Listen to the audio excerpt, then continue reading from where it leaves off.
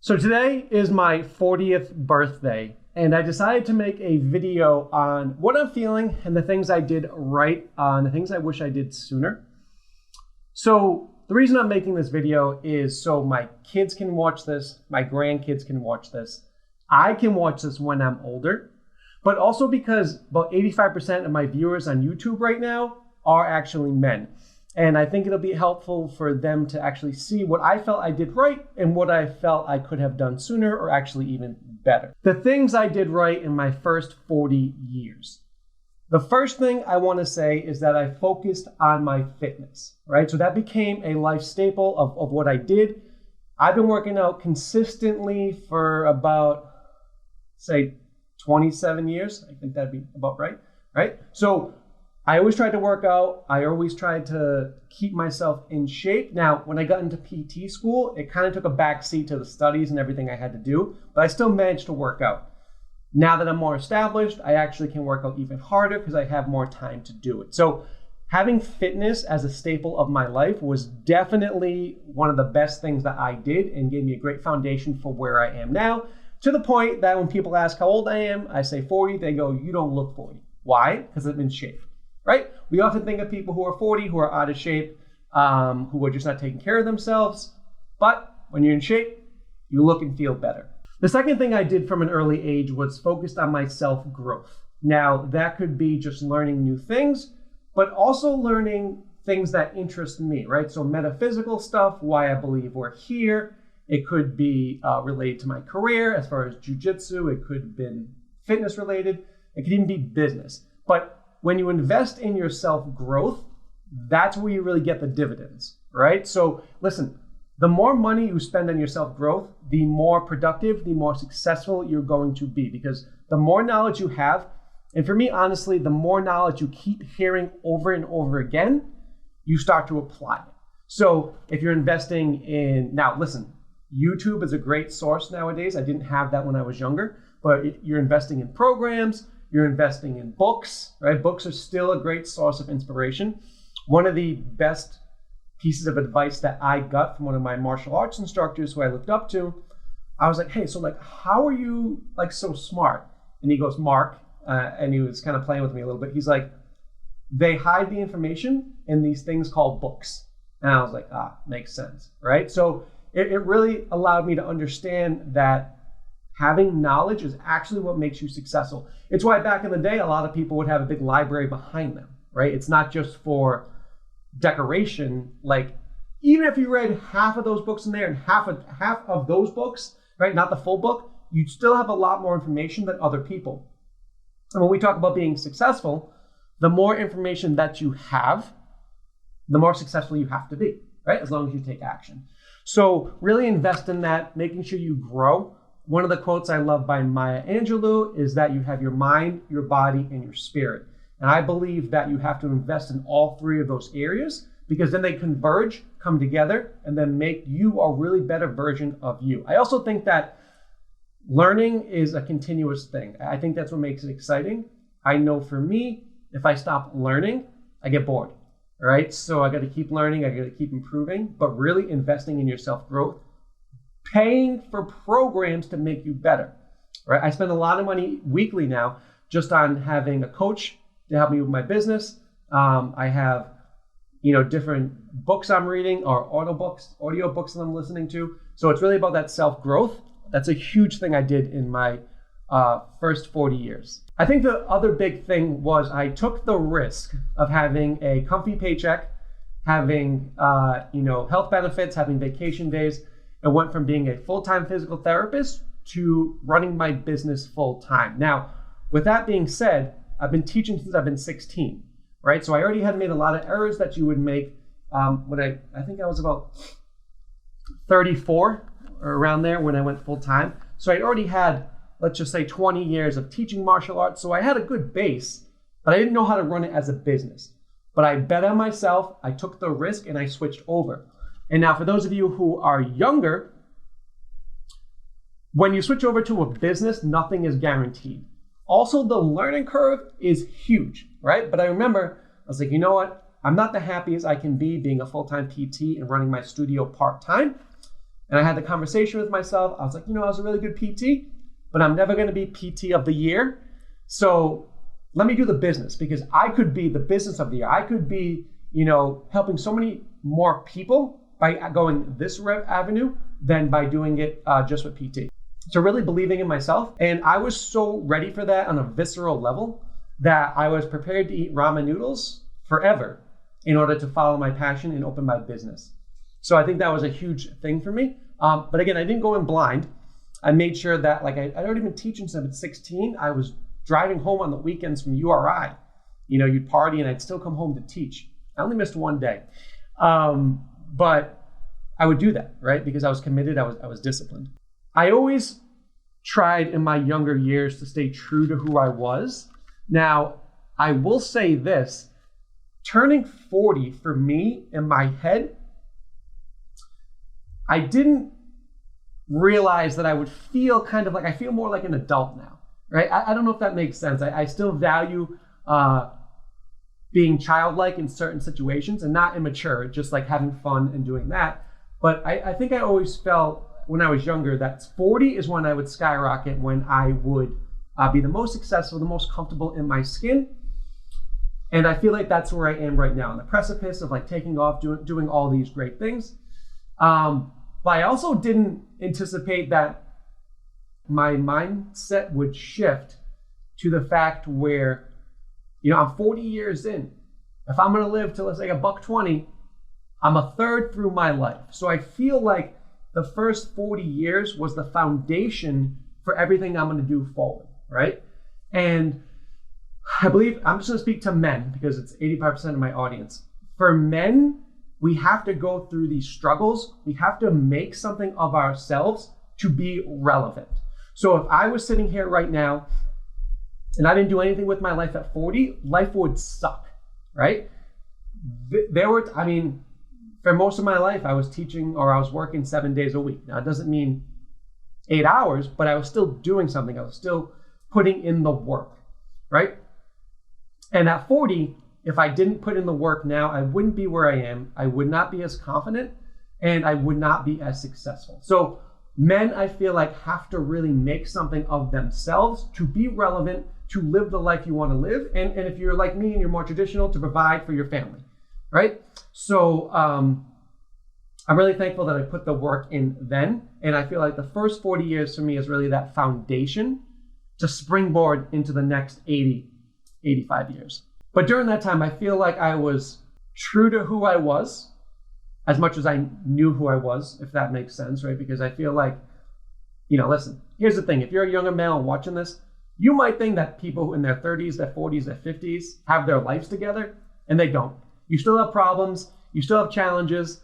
I think when we're younger, we're like, all right, that guy who's 35, who has a nice car, has his whole life together. Most people don't. All right, and I'm going to let you know that from my perspective. It's always a work in progress, but that's the fun part. You never get it done. You never get it finished. You should always have goals. But people who are older than you don't necessarily have their life totally together. So don't think when you get to a certain age that, it's all together, right? There's always challenges. There's always struggles. But it's like, can you keep going? Can you keep getting punched in the face? Can you keep moving forward? One of the best things I did was I always tried to be better each day. It could have been a point better. It could have been 10% better. I'm always trying to improve in some way because it's the long-term results I want, right? Cumulatively, if you just keep improving, eventually you get to where you want to go, and then you can set more skills. But it was definitely not me wasting away playing video games, watching TV all day, right? I need to do something productive. And listen, I personally feel the best when I do something productive, like make a podcast, teach a class, do some work, write a book, and then at night, I actually will watch TV and decompress. So that worked really well for me. I would definitely suggest that for everybody, is be productive in the beginning of your day, middle of your day. At the end, rest and relax. The big theme for me that I got from my mother is that I always want to help people feel better, be happier, just be excited. I never want to leave an interaction with anyone where they feel less than, or they feel like they didn't get some kind of value from just being around me. And I feel like in the majority of situations, I bring that to people. And the secret is, when you want to be successful, the more people who like you and the more people you help, the better your life is going to be. It does not make sense to make other people mad, right? Even if, listen, there's been times where I've had conversations with people where I don't necessarily agree with them, right? But I didn't want to die on that hill and have an argument right there, because, like, listen, I'm not trying to get you to believe anything you don't want to believe. These are my beliefs. I can present them to you like we do on the podcast, but I'm not going to force them upon you, right? And I feel nowadays everyone's argumentative, or you don't see it my way. I don't have to see it your way, and you don't have to see it my way. We can discuss and we can be friends after this, but like, I'm not trying to press it on anybody. And I believe that being true to you allows you to do that, right? Because you understand, like, I'm just trying to make you feel good. I'm trying to have these experiences with you, to converse with you, to get to know you. But at the end of the day, you do your life and I'll do my life. And I think that's two of the guiding principles. I always try to make people feel good, and I'm not pressing my beliefs on you. I'm just kind of presenting them. And this is a big one for, I think, the younger men who are watching this channel, is that I didn't chase women and make it my sole purpose, right? I always had my passions. I stayed true to who I was. One of the quotes I like from Rich Cooper is like, chase excellence. And I believe I did that. Now, here's the thing. Back in the day, I didn't have YouTube where you can learn this stuff, right? I couldn't just be 15, 20, 25, watch YouTube and see men who are more successful than me actually talk about what they did and their mindset to become successful. So the younger generation, you guys right now, or even the older, because of YouTube, you have such a head start on everything, right? No matter what you want to learn, you can use YouTube to get there and to get there faster. I didn't have that. So innately, I had to kind of figure this out on my own, kind of watch people who were more successful than me. But I didn't put women first and then my passions and my goals second, right? If anything, even in relationships, my goals were up here and my relationship was slightly under it. So don't get carried away with chasing women. Now, one of the big things we can learn is from people who we're around. And the reason I learned not to chase women and make them the sole purpose of my life is that my martial arts instructor did do that. So he spent all his money that he would get from the martial arts on women. He would frequent the strip clubs, nothing wrong with that. But if you're going there all day and all night, you can't be productive. You can't run a school. And I had saw what happened to him and how, listen, if you do that for so long, you miss your window of opportunity. You can't be successful. If you're at the strip club all day and all night, you're not learning business. You're not learning what you need to learn. You're not having the interactions outside of that with other people and expanding your horizon. So and that was no discredit to him. That's what martial arts in the 80s and early 90s, that's what they did. They didn't make money teaching martial arts, so they were bouncers at the strip club, right? Or they visit the strip club frequently. And I learned that I should not do that, right? So that was a great contrast for me to understand that. And for the younger generation who might not be where they want to be, like, that's okay, number one. But find out what motivates you. Is it money? Is it status? So like, I want to be this person. I want to have this notoriety. Is it women, right? Is it a pursuit of some passion that you want to get better at? Is it guitar? Is it writing? Is you want to write a book? But here's the thing. When we talk about that, if you can't find your passion, it's what excites you.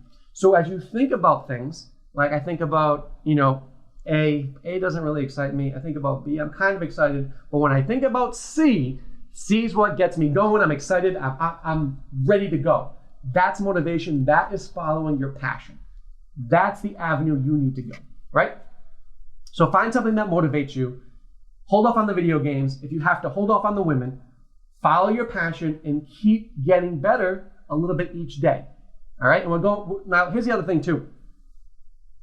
Men have to play the long game, right? When you're a 20-year-old man or even your early 30s, like, you're not going to have the status. There's no way you're going to compete with the 45-year-old men with the BMW who make hundreds of thousands a year, $1 million a year. You can't do it because you didn't have enough time. So you're going to kind of play the long game. where you're in your late 30s, your 40s, your 50s. Now, once you do that, then you can have the status, you can get the girl that maybe you want, you can get the house and the car, but you got to put your time in. Men have like a slower burn than women. Okay, I'm just speaking about men right now. So you got to put your time in.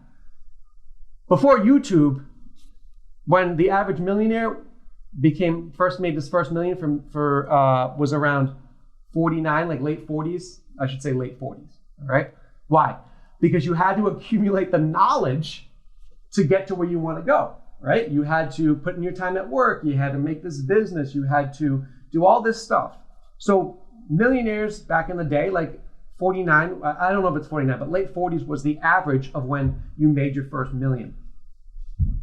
Because of YouTube and the information on the internet, you can make that faster now. Obviously, there's different investments and stuff like that. But like this, what we're doing right now, having this conversation, speeds everything up. You just have to have the desire to seek out the information, which is why I'm doing this. And especially if I have boys or a boy, he can watch this video and say, hey, like this is what my dad did, right? Or this is what my grandfather did. And I think that's really important because I would definitely love to have seen my grandparents on video and have that footage now. Things I wish I did sooner. So I wish I had started now listen, I love being a physical therapist. I love having a doctorate. It's been a benefit to me in many areas of my life. And just the discipline I learned from going through physical therapy school, which was intense, it's in me, right? But I had wished I had maybe either got my bachelor's or not even got my bachelor's and learned how to run a business when I was 18, 19, 20. Why? Because I would have already been a millionaire now. I would have already, had one successful business or many successful businesses, but I went the college route. Why? Because we're always taught in my generation to go to college, get a degree. Now, I don't regret the degrees. However, had I spent learning business and had I spent 10 years, okay, let's think about it this way. Say I started my business when I was 35. Let's just say I started my business when I was, now, let me back up for a second. When I say started my business, running my studio as a business, right? Because before, it's like a club, you come in, you pay the rent, people work out. But really running it as a business, let's say 35. Had I done that at 25, those 10 years, the amount of knowledge I would have accrued, the amount of just life experience I would have understood from that would have skyrocketed in me.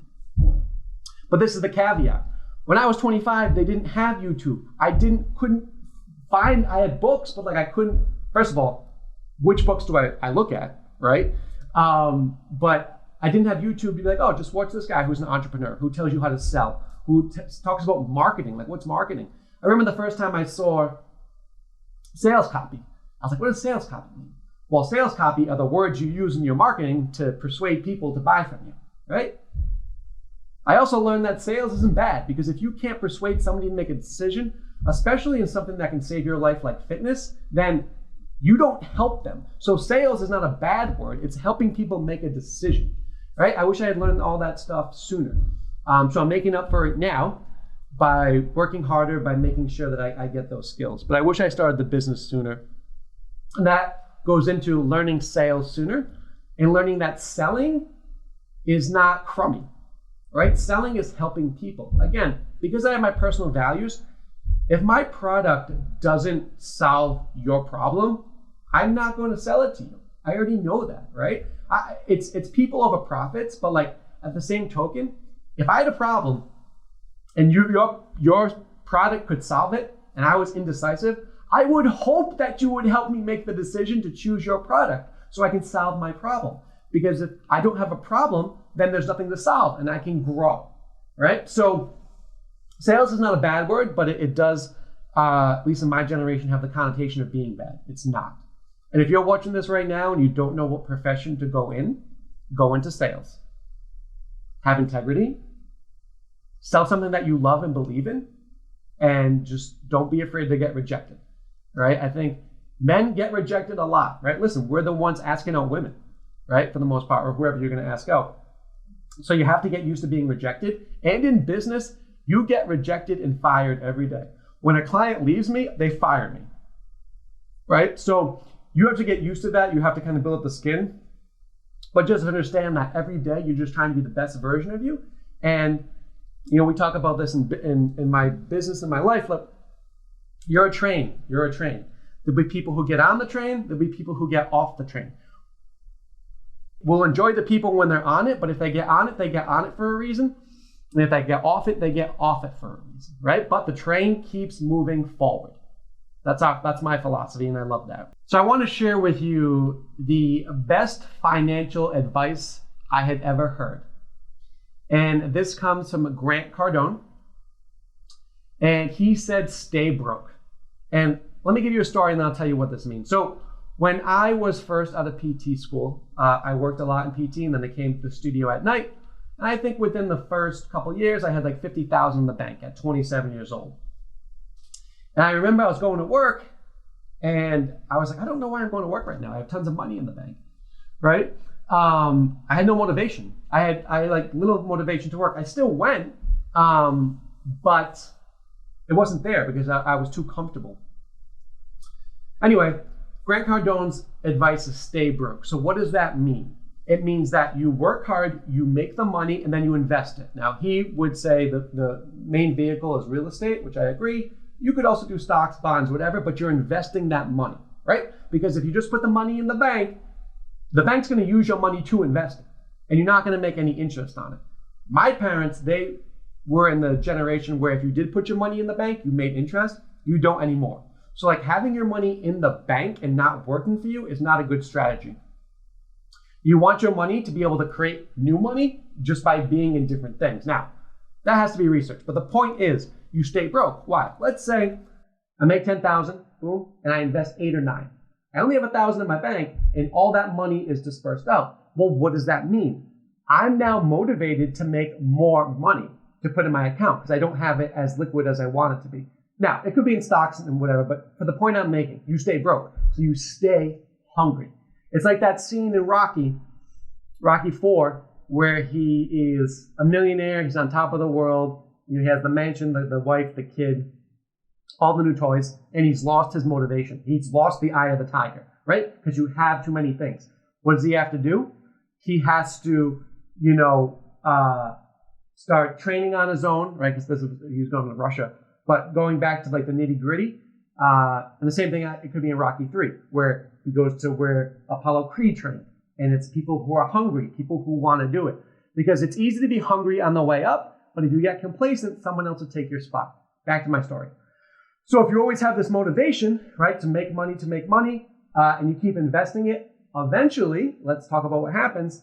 The money that you invested, as long as it's good investments, makes more money, but you have the motivation to keep making money and evolving, right? So more money, then you have your financial security and stability. So I always think about that. When I make money, I try to invest it in smart investments and then go from there, right? Another thing I do see younger men making is don't keep door dashing like your food to you. Way too expensive, all right? There's no need. I mean, just look at your expenses because, again, it's not how much money you make. It's how much money you can save and invest, right? So look at the things you're doing, and if you're spending too much money in a certain area, pull back. Make decisions to change, especially if you're younger. If I had heard Grant Cardone's information when I had the $50,000 in the bank, I wouldn't have bought my first BMW. I would have kept my car and invested that money, right? So I wish I'd found that information sooner, but I can give that to you. Maybe you're 18, 19, 20, and you have some money, you're making it, go invest it, okay? The things I've learned, or the thing I really understand, is that life is about relationships. Now, not just intimate relationships, but relationships with other people, relationships with your family. One of the reasons why I started the podcast is I wanted to expand my network, but I also wanted to have conversations with people who had different perspectives than me, who had other knowledge than me, because I wanted to learn. At heart, I really love learning.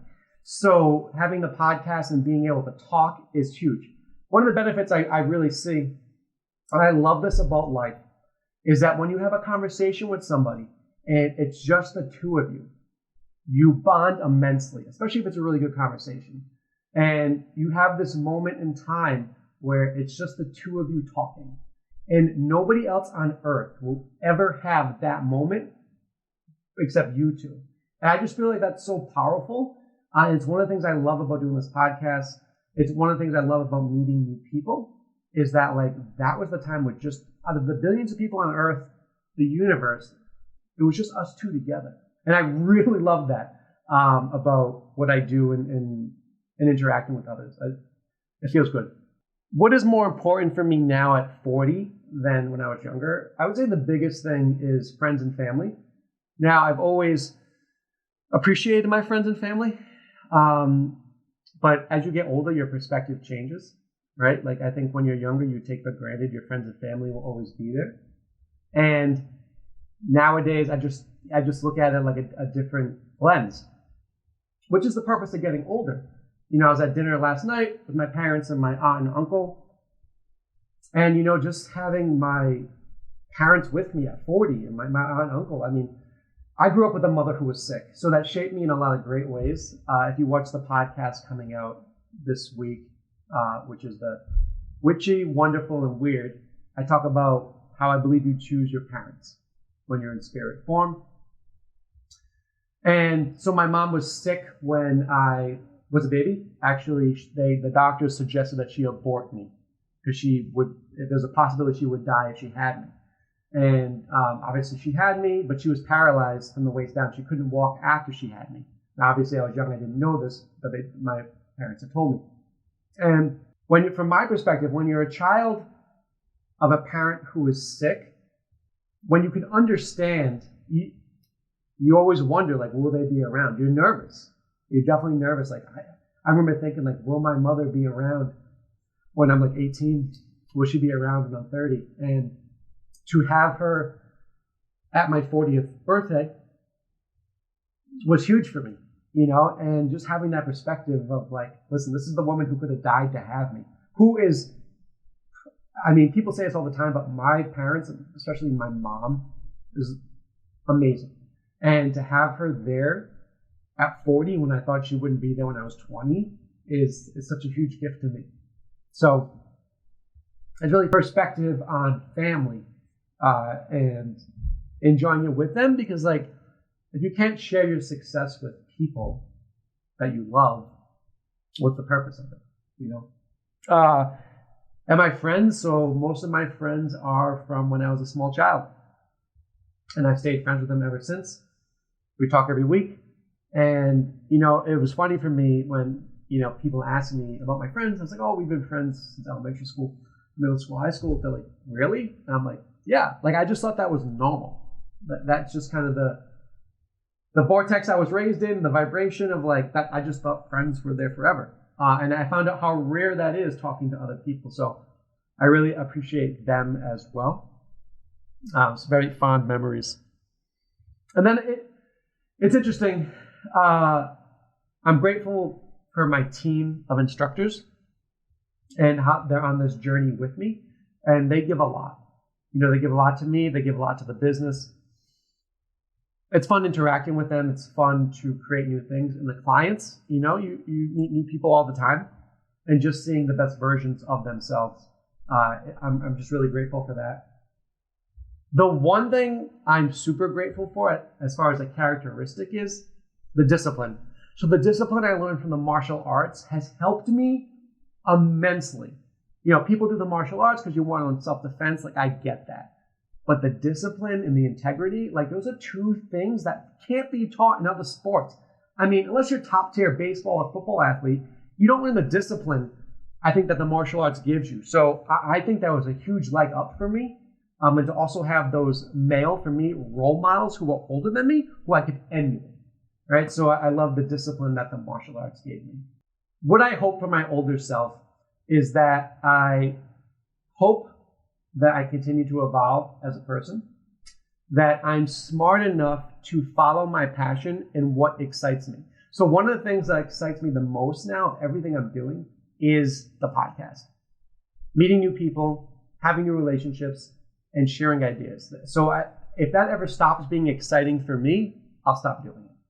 But right now, it's super exciting, and I love working with the team who are, a lot of them are overseas, who do the podcast, and they've all been great. And I always get excited to hear from them. So my older self, I also hope I stay fit.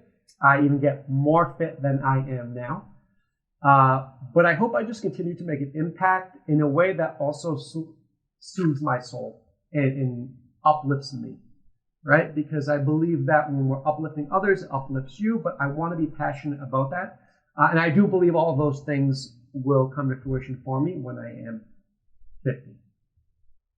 All right, so when I was making the idea for this video, I asked ChatGPT what questions I should ask my 40-year-old self if I was younger. There was 10 of them. So we're just going to go through it.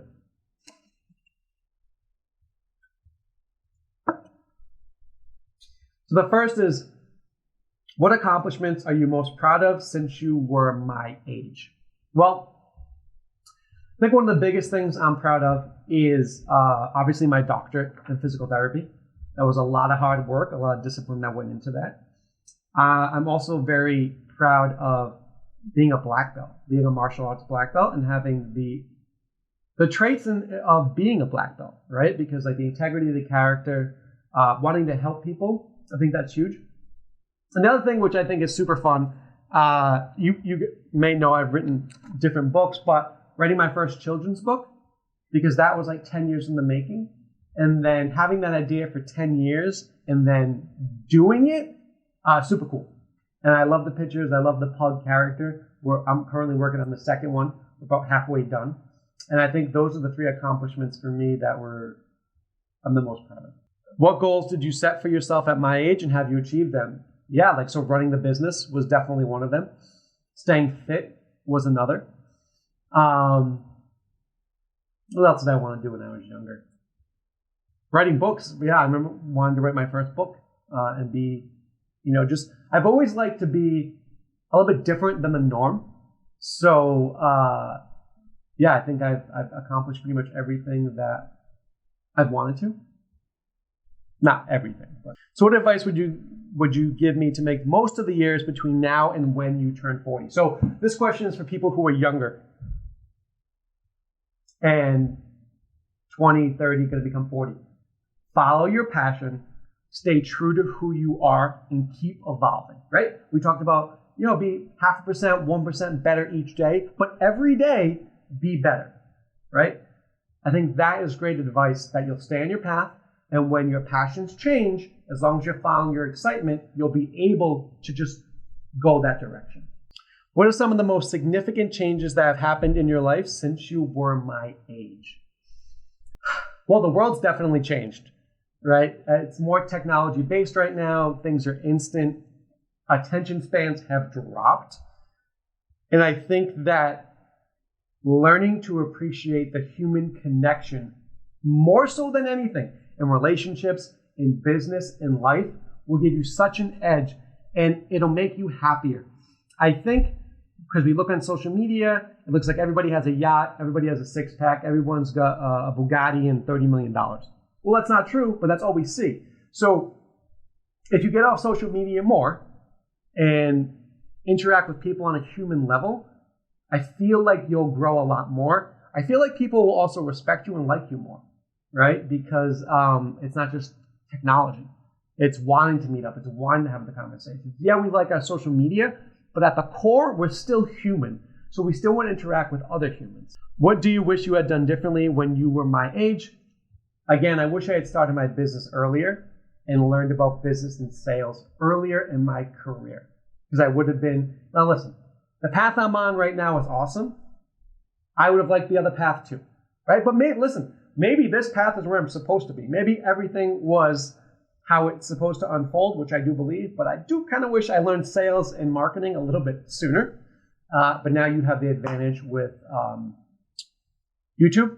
And if you're interested in that, Russell Brunson, you have Dan Kennedy for marketing, you have Grant Cardone for sales, I think is really good. So I would look at those guys and learn that. How have your priorities and values changed since you were my age? There's definitely more of a focus on family.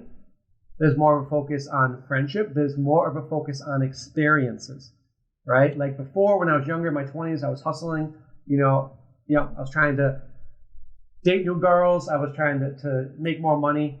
And while you still do those things, I feel like just the emphasis on family and the emphasis on enjoying your time and who you interact with is more important.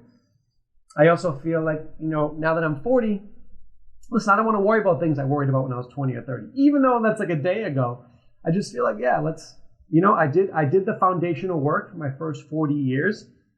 Now let's move forward. Your hopes and dreams for your future beyond 40. I really hope that I provide value to people who interact with me, to watch these videos. I have ideas that help humanity in a citywide, statewide, global way. I feel like when you innately want to help people, you can have ideas that help a lot of people. And I want to just bring value to that, have good interactions, but also make myself happy, right? Because you cannot pour from an empty cup. So if you're always trying to please other people, but you're not pleasing yourself, it's not going to work. Keep myself level, keep myself growing and stable, and then from that platform, help others. What have you learned about life and yourself that you wish you knew when you were my age? It sounds maybe kind of stupid, but like life isn't forever. And while I don't think I'm having a midlife crisis, when you're 40, I feel like you start to realize, oh, this isn't forever. When you're 20, you're like, I'm going to live forever. And I think just having that perspective of understanding that allows you to take calculated risks. It allows you to do new things that you wouldn't have done because, like, what are you going to wait? You're going to wait till you're 60, right? Maybe travel a little bit more. I just feel like it just gives you a different mindset shift. And in my viewpoint, like, benefit from the foundational work that I already put in. Now, don't get me wrong. The work I put in my 40s will be the foundation for my 50s, but I already have 30 years of foundational work that I can stand on, that can weather storms. If you could go back in time, what advice would you give to your younger self? The only thing I would say to my younger self is stay your course. Do what makes you happy, stay on your course, and then everything will unfold in the way it's supposed to, right? That's the advice I would give myself, I would give anybody. It's your life to live. Don't let other people tell you how to live your life, right?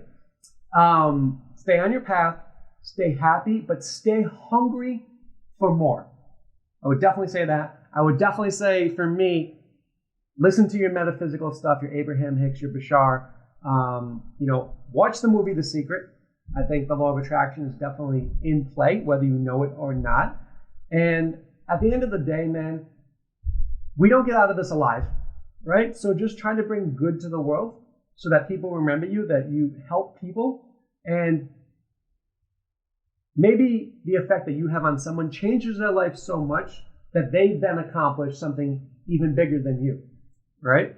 Or even bigger than that they would have accomplished. I think if we all did that for each other, remember, we're all humans and we all pretty much want the same thing.